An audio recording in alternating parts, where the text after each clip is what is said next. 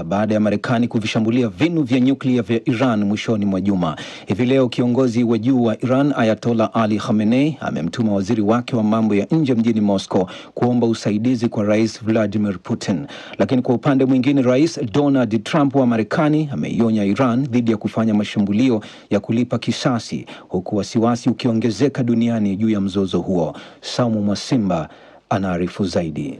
Waziri wa mambo ya nje wa Iran Abbas Araghchi amekwenda Moscow kuomba usaidizi wa Urusi baada ya Marekani kufanya mashambulio makubwa ya kijeshi dhidi ya maeneo ya shughuli za nyuklia ya Iran. Mashambulio hayo yakiwa ya kwanza kufanywa na Marekani tangu mapinduzi ya Jamhuri ya Kiislamu mwaka 1979 dhidi ya taifa hilo.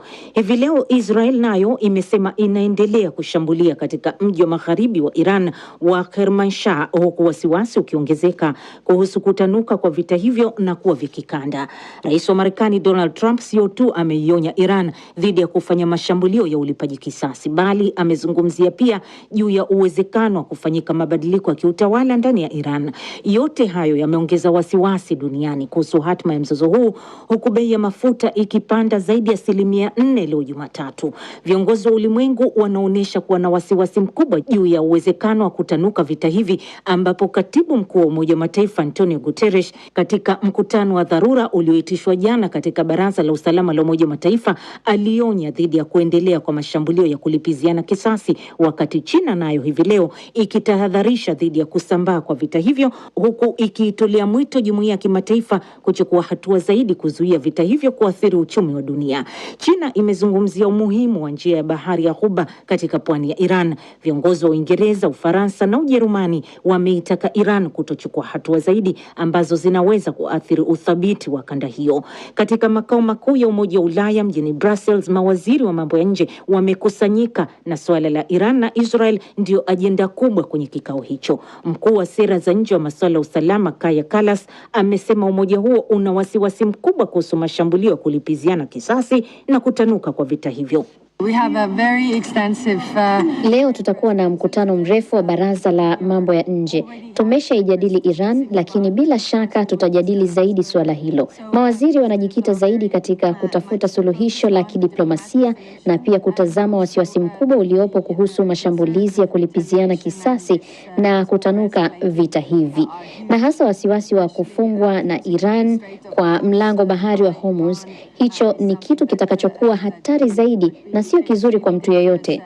not good for anybody. Wakati wasiwasi huo ukizungumziwa na viongozi wa ulimwengu, bunge la Iran tayari limeshaidhinisha hatua ya kufungwa kwa mlango bahari wa Hormuz, ambao kwa hakika ndio njia muhimu kabisa ya usafirishaji mafuta duniani. Ali Akbar Falayati, mshauri wa kiongozi wa juu zaidi wa Iran Ayatollah Ali Khamenei, amesema nchi yoyote ile iliyotumiwa na Marekani kufanya mashambulizi yake dhidi ya Iran ni halali kushambuliwa na jeshi la Iran. Na mkuu wa shirika la kudhibiti matumizi ya nguvu za atomiki IAEA Rafael Grossi muda mfupi uliopita amesema kwamba inatarajiwa uharibifu mkubwa umefanyika katika kinu cha nyuklia cha Fordo baada ya mashambulio ya Marekani yaliyofanywa kwa kutumia makombora yenye uwezo mkubwa wa kupasua miamba. Grossi ametaka waangalizi wa shirika hilo warejee kwenye maeneo ya vinu vya nyuklia vya Iran yaliyoshambuliwa kufanya tathmini ya kina.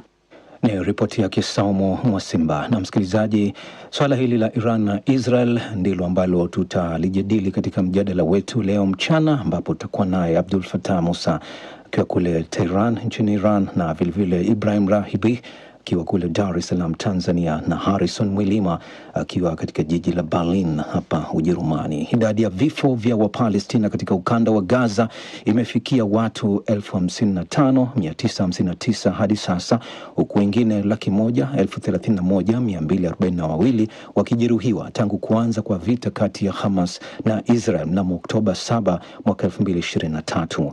Haya yanajiri huku waziri mkuu wa Israel Benjamin Netanyahu akisema kuwa mafanikio katika mzozo dhidi ya Iran yatasaidia juhudi za vita vyao katika ukanda wa Gaza. Saumu Njama na taarifa kamili. Kwa mujibu wa takwimu kutoka hospitali ya Gaza na huduma za ulinzi wa raia, katika saa 24 zilizopita, mashambulizi ya Israel yameua Wapalestina 51 na kujeruhi wengine 104. Jumamosi pekee takriban watu 41 waliuawa katika mashambulizi ya ardhini na angani.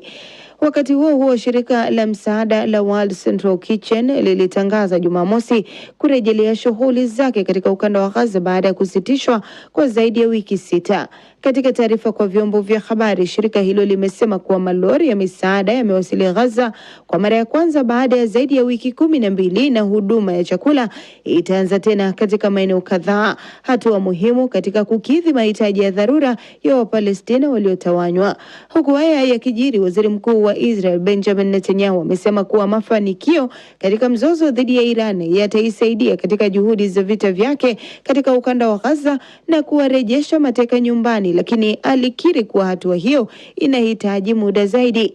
Akizungumza na waandishi wa habari, Netanyahu amesema As far as Gaza is concerned, this war could end tomorrow. Kuhusu Gaza, vita hivi vinaweza kumalizika kesho au hata leo ikiwa Hamas itakubali kujisalimisha, kuweka chini silaha zake na kuachilia mateka wote, basi vita vinaisha papo hapo, lakini wanakataa kufanya hivyo. Ninaamini hatua zetu dhidi ya Iran zitatusaidia kuharakisha ushindi wetu na kuachiliwa kwa mateka wetu wote. Tunaamini tunaweza kuwapa Gaza mustakabali tofauti.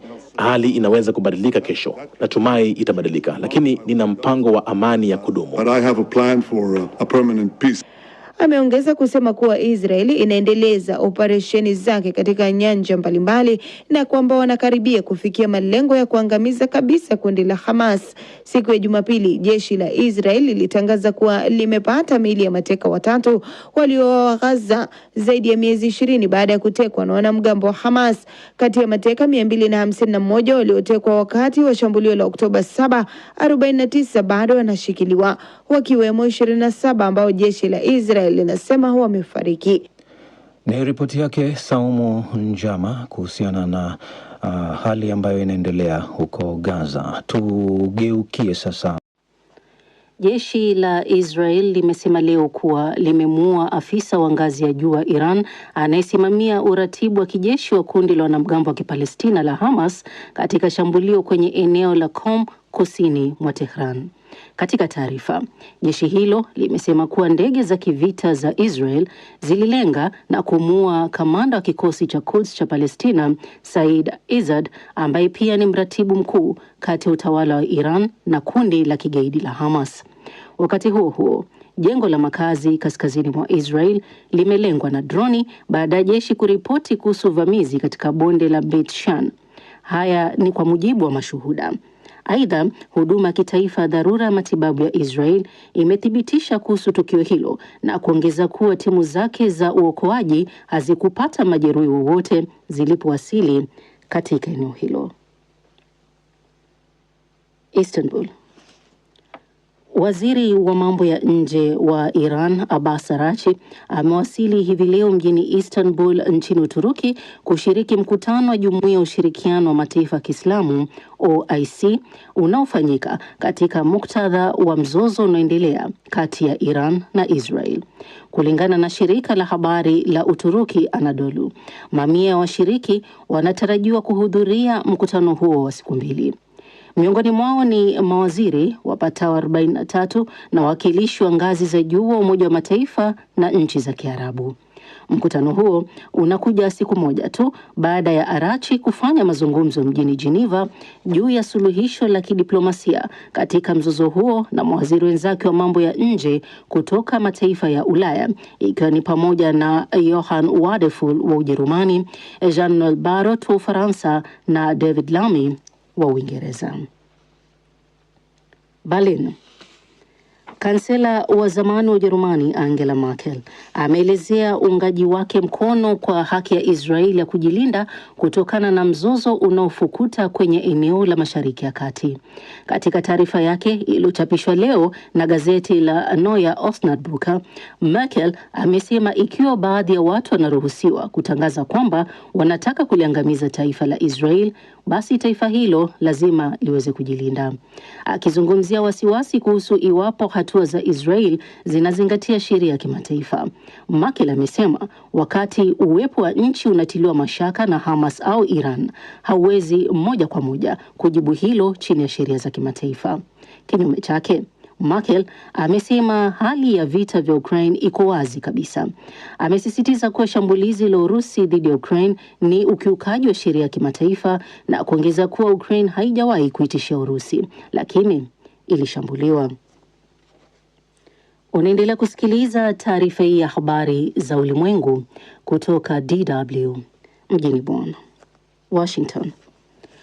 Rais wa Marekani Donald Trump alijipongeza jana kuwezesha makubaliano ya amani yaliyojadiliwa mjini Washington kati ya Jamhuri ya Kidemokrasia ya Kongo na Rwanda, lakini akalalamika kwamba hatapata tuzo ya amani ya Nobel kwa juhudi hizo. Akithibitisha kuhusu makubaliano hayo yaliyofikiwa na mataifa hayo mawili ya Afrika Mashariki na ambayo yanatarajiwa kusaini rasmi mkataba wa amani wiki ijayo mjini Washington. Trump kupitia chapisho lake kwenye mtandao Truth Social amesema ilikuwa ni siku njema kwa Afrika na kwa dunia nzima. Trump ameongeza kuwa amekuwa akipuuzwa na kamati ya Nobel ya Norway kwa jukumu lake la upatanishi katika migogoro mbalimbali, ikiwa ni pamoja na ule wa India na Pakistan pamoja na Serbia na Kosovo. Pia alitaka kutambuliwa kwa juhudi zake za kudumisha amani kati ya Misri na Ethiopia na kusimamia mkataba wa Abraham uliopelekea msururu wa makubaliano yaliyolenga kurejesha uhusiano kati ya Israel na mataifa kadha ya Kiarabu.